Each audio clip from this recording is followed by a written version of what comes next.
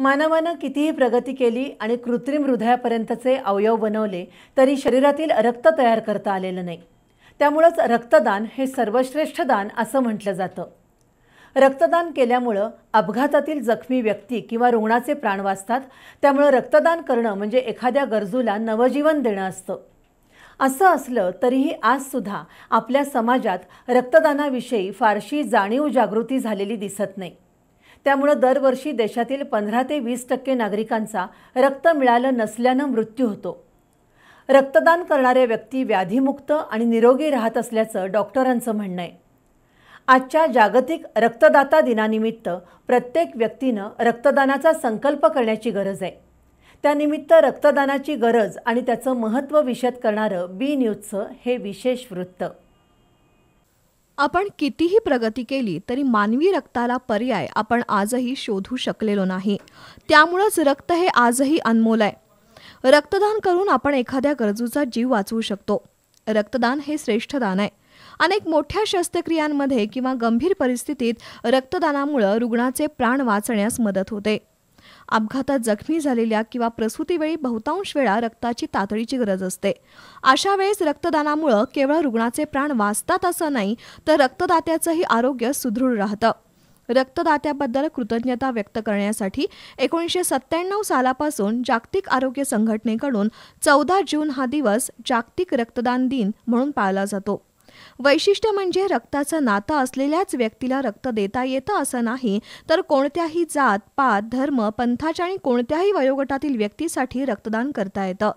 रक्तामधील ए, बी आणि ओ या गटांचा शोध लावणारे ऑस्ट्रेलियातील नोबेल पारितोषिक विजेते कार्ल लँडस्टीनर यांच्या वाढदिवसानिमित्त हा दिवस साजरा केला जातो। काही देशांमध्ये रक्ताचा पुरवठा मर्यादित आहे। अनेक नागरिक एक देणगी म्हणून रक्तदान करतात। अपघातात झालेला अतिरक्तस्राव, थॅलेसिमिया, रक्तक्षय, रक्ताचा कर्करोग, प्रसूती पश्चात रक्तस्राव, शस्त्रक्रिया आणि इतर गंभीर आजारांमध्ये योग्य वेळी रुग्णाला रक्त मिळालं नाही तर तो रुग्ण दगावण्याची शक्यता असते। अशा वेळी एका मानवाचंच रक्त दुसऱ्या मानवाचे प्राण वाचवू शकतं। राज्यात दरवर्षी सुमारे 7.5 लाख बाटल्या रक्ताची गरज असते।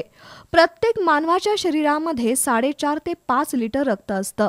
रक्तदानाच्या वेळी केवळ 300 मिलीलिटर इतकं रक्त घेतलं जातं। प्रत्येक रक्तदानानंतर साधारण 36 तासांमध्ये शरीरात पुन्हा रक्ताची पातळी पूर्ववत होते। तसंच साधारण 2 ते 3 आठवड्यांमध्ये रक्तपेशीही पूर्ववत होतात। रक्तदान केल्यानं कोणताही त्रास किंवा इजा होत नाही। उलट संशोधकांच्या मते 450 मिलीलिटर रक्तदान केल्यानं आपल्या शरीरातील सुमारे 650 कॅलरीज जळतात।